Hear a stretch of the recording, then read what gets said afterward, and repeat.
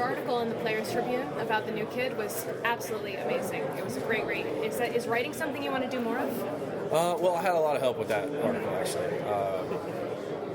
But it came from the heart. Joan Ryan helped me out a ton. The people at the Players Tribune helped out a ton. I actually had, when I was younger, I created, a fake newspaper just because I wanted to write. And my parents actually thought I was going to be a journalist one day.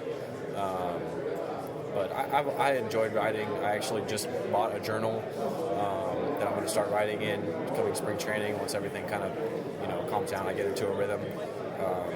So it's more something for myself, just, because I thought, hey, I meet so many cool people and do so many cool things, exciting things. It's like in 50 years, I'm going to want to read this, or maybe my grandkids, or whatever it is, But it's definitely something that I enjoy doing.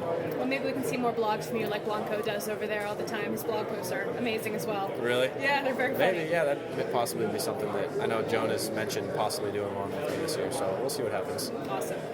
Would an opening day start be pretty special for you? An opening day start? Yeah. Yeah. Because you didn't. I think so. You showed up later last year. Yeah, I think so. I mean, I think every time I get to throw on this uniform is special. I get butterflies still every game. But yeah, I think opening day is definitely going to be pretty special and fun for everyone, but definitely. What's different about your mindset heading into spring training, knowing that you're the starter versus last year when you were fighting for a roster spot?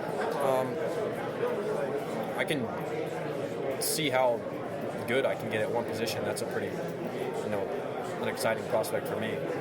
Instead of trying to show that I can be proficient at 3-4 positions, let's see how much I can challenge myself to be as good as I possibly can at one.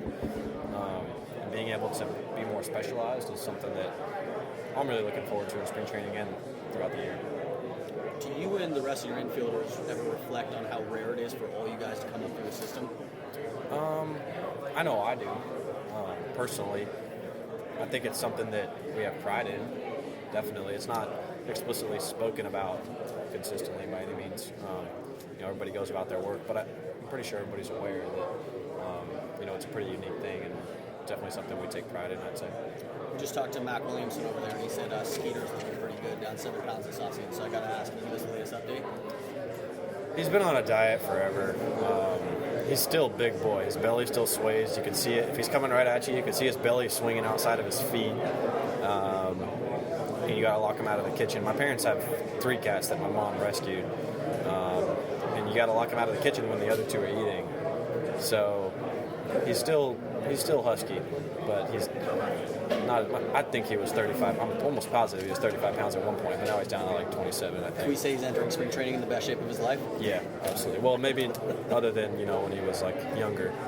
I feel like there was never a point when he was medium sized, though. It was like he was a normal looking cat and then just poof, looked like Garfield. So yeah, he's probably in the best shape of his life. Yeah, that's awesome. What were your reactions this offseason when you saw the East front office man bringing in the starters in that span? Very, very excited. Front office and ownership did their job to put together a team that can compete. Now it's our turn to kind of reciprocate that and play the game as hard as we can. Everybody working together and coming to the field every day to see what each individual guy can do to help the team win. And if everybody can do that, I like our chances. Last year you go into spring training not knowing where you're going to end up on the team. Things happen, you become the starting third baseman, you have just an incredible year, 3rd in Gold Glove, you're right there with Rookie of the Year. I mean, I'm sure it probably exceeded expectations. How are you absorbing all of this success? And obviously you're reflecting on it and writing it down and stuff, but it sounds like that's the kind of guy you are, really appreciating and not taking it for granted. Yeah, I mean, I definitely appreciate it. At the same time, I've said it before, it's, your job security is something you have as long as you do your job well. So that's kind of my focus, is continue to be as best as I can, continue to show this team that I can help them win games with what I got, and continue to improve on things that I can. Little things, little small adjustments going forward, and over the course of time, if you get 0.5% better every day, every week, you look at a whole body of work and you improve. drastically. That's the idea anyway. So that's kind of my focus, is just continuing to do what I did last year and build on it, along with little things, and team win games. That's kind of always my focus. And Hunter drills that into our heads and into my head especially. It's you don't come to the field trying to get your 3 hits. You come to the field to get us a W. And I think when everybody does that, the individual statistics and awards take care of themselves, and it's a lot more fun to play that way. So that's kind of consistently my focus. Taking over for Casey, you were like the last guy at it. It was all homegrown infield. Obviously, it's not probably the first thing on your mind, but when you step back and look at it, is kind of a pride thing at all? Yeah, I know I definitely take pride in it. Being around guys that you know what they came up with through the system. Everybody knows the staff in the minor leagues, and it's, you know, how the guy next to you was taught to play the game, and taught the mentality-wise of how to come to the field every day. There's not that unknown of what's this guy like next to me, and you understand that, and there's definitely a sense of pride there. It's not something that's spoken about, consistently, but I know it's something that I think about once in a while. I think about it during mound visits sometimes, during mound visits or pitching changes sometimes, when we're all standing there right next to each other. You look to the guy left, it's like, man, we all started here, came up here, and now look where we're at. So it's kind of a fun thing to think about when you get those chances, and there's definitely pride in that. Nice photo op. Yeah. I guess if everything goes well in spring training, you 4 are the guys on opening day. Would be the first since '93 it was an all opening day. Really? Yeah. That's exciting and special. Yeah. Yeah, I think 25 of the 40-man roster is homegrown. It's the most in the major leagues. Yeah, I saw something about that. Us and the Cardinals are 24. And Chicago's pretty decent. And then I think down at the bottom of the list, I think Oakland had 4. Yeah. And you just really look at the successful teams, and they do seem to have more homegrown talent on average. Something to be said for it. Exactly. Everybody's on the same page. It's big. So it's Clark Thompson, Royce Clayton, and Matt Wood. They won 103. Really? That was the last time. Well, if we can get 103 wins, it'd be pretty exciting. And they didn't make the playoffs. They didn't? Well, that was when the West was much bigger. The Braves had 104 wins that year, and there was no wild card. So, yeah, it was one of the best teams ever. But, opening days in the minors, you've probably gone through a bunch of them there. And probably, were they ever any big deal to you? I mean, there's no big deal, I guess, like always, major leagues. Always. But even the it's minors, still always exciting. It's it's the kickoff of a new season. There's endless possibilities. Everybody's at the same level. Everybody's 0-0.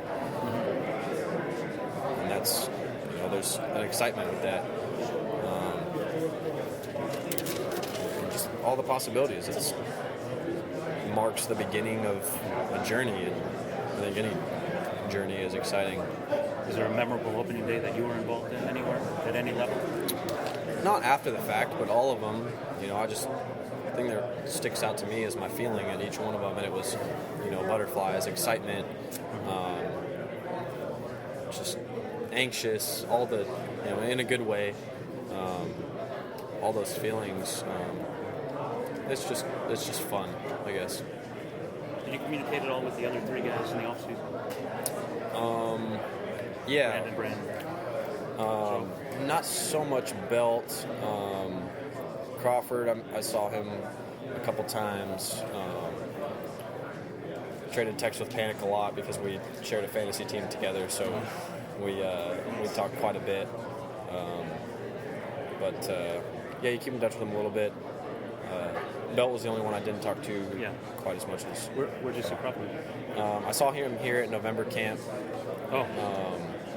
And traded text with him a couple times just over some, if you see something funny that I think is relevant to a conversation we've had in the past, then I'll send it to him and he'll do the same thing to me. How did that fantasy football team do? We did pretty well. We finished second place. We made it to the championship. Again, second place. Last year I did the same thing. Finished second place. What league is that? It's the league we have in the clubhouse. Oh, among a bunch of players? Yeah. And you guys have one team? Yeah, Panic and I have a team. Everybody's got a team. Some guys have their own team. Some guys double up. And that's what Gresh did, head trainer, Greshner, which is cool because if anybody won it besides us, I'm okay with Gresh winning it. So you won a couple bucks? We don't bet on sports. Yeah, right. No, of course not. No, it's not sport. It's all for fun. Who'd you have? Let's see. Brady was our quarterback. We had Forte. Our running backs started out good, and then everybody got hurt.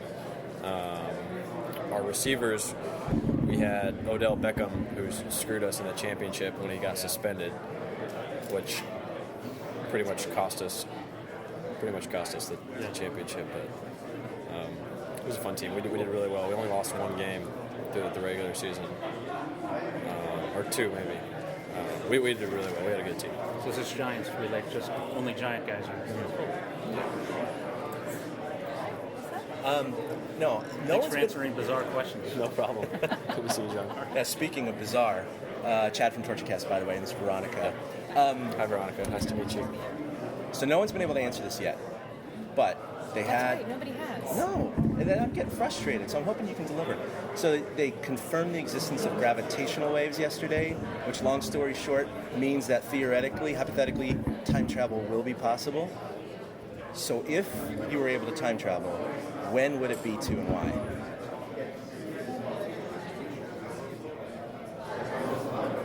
Jeez. Nobody has answered it? No, Hunter Well, didn't couple- answer it. Hunter said Kelby now. didn't answer it. Kelby said now's pretty good. Now's I pretty think they were cool, but afraid. it's like You I can come had. back to now. Yeah, you So can you come back can't to come now. back to So now. You can come back to now. What if I time traveled for like a day? Would I miss today? Or could I come back No. to this second? No. You Come back to the second. Oh, well, if I could come Yeah. back to this second, I'm definitely going to time travel, unless there's like a chance I'd die. You might die. Oh. I mean, you might die. Well, now I don't want to do it. Well, don't go to the you French gotta take Revolution or risks in something. life. I mean, don't go to the French Revolution. Yeah, but, yeah. like, Black Plague, probably not a I good would time go to the go. parade. Oh, Oh, that would be nice. That'd be That was Perfect. really fun. That's a good answer. yeah. I something really like enjoyed that, the whole thing. It was like raining and confetti everywhere and it was sticking to my face and all like I like pulled out my dad pulled out his camera like 6 months later and there was still confetti in his camera bag. That's amazing. Like it was cool. Well, in the plus If side, that's only if I could come back to now. you can come back Yes. to If I miss any of now, then I don't want And to if do time it. travel doesn't work, you just have to make another parade for us. That too. So, Yeah, That's this the year, next that'd best be thing. Yeah. Absolutely. Who do you think is the smartest on the team? Highest IQ? Javi Lopez. Yeah. I think that's a pretty universal answer. Yeah. All right, cool. Thanks a lot, Matt. Appreciate it. Take care. Yeah, you too. Thanks. A big thank you to everybody for listening to the TortureCast, the podcast by and for fans of the San Francisco Giants. Follow us on Twitter at TortureCast. You can also like us on Facebook or check out our blog at torturecast.com. I also want to say thank you to Ashcon and Bailey for letting us use their song Feeling Like a Giant for our intro. For Ben Lee and Chad King, my name is Willie Dills saying, we'll see you next time.